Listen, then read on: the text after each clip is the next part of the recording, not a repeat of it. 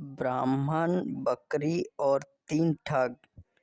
किसी गांव में शंभू दयाल नाम का एक प्रसिद्ध ब्राह्मण रहता था। वह बहुत विद्वान था और लोग आए दिन उस अपने घर में भोजन के लिए निमंत्रण देते रहते थे। एक दिन ब्राह्मण एक सेठ जी के यहाँ से भोजन करके आ रहा था। लौटते समय सेठ ने ब्राह्मण को एक बकरी उपहार में दी, जिससे ब्राह्मण रोजाना उसका दूध पी सके।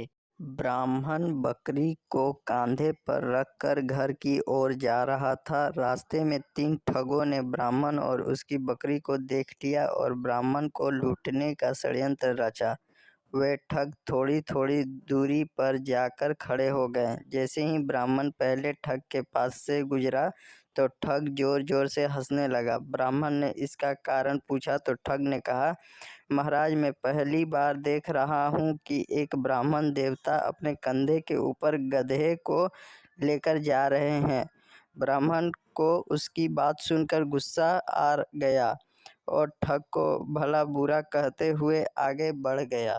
थोड़ी ही दूर पर ब्राह्मण को दूसरा ठग मिला। ठग ने गंभीर स्वर में पूछा, हे ब्राह्मण महाराज, क्या इस गधे के पैर में चोट लगी है जो आप इसे अपने कंधे पर रखकर ले जा रहे हैं?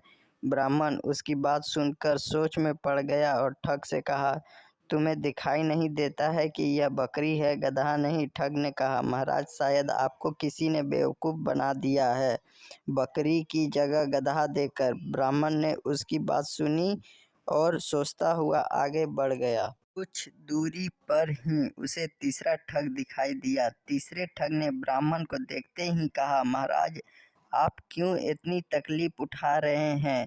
आप कहे तो मैं इसे आपके घर तक छोड़कर आ जाता हूँ। मुझे आपका आशीर्वाद और पुण्य दोनों मिल जाएंगे। ठग की बात सुनकर ब्राह्मण खुश हो गया और बकरी को उसके कंधे पर रख दिया।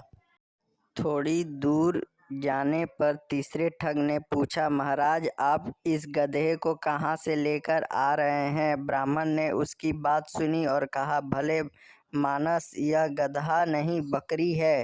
ठग ने जोर देकर कहा, हे ब्राह्मण देवता, लगता है किसी ने आपके साथ छल किया है और यह गधा दे दिया। ब्राह्मण ने सोचा कि रास्ते में जो भी मिल रहा है बस एक ही बात कह रहा है।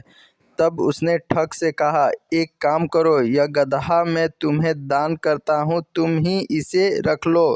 ठग ने ब्राह्मण की बात सुनी और बकरी को लेकर अपने साथियों के पास आ गया।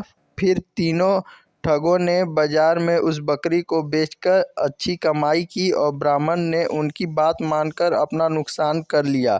कहानी से सीख, किसी भी झूठ को अगर कई बार बोला जाए तो वह सच लगने लगता है। इसलिए हमेशा अपने दिमाग का उपयोग करें और सोच विचार कर ही किसी पर विश्वास करें। आई होप दोस्तों आपको ये पंचतंत्र की कहानी अच्छी लगी। अगर अच्छी लगी तो लाइक, सब्सक्राइब और शेयर ज़रूर करें। धन्यवाद।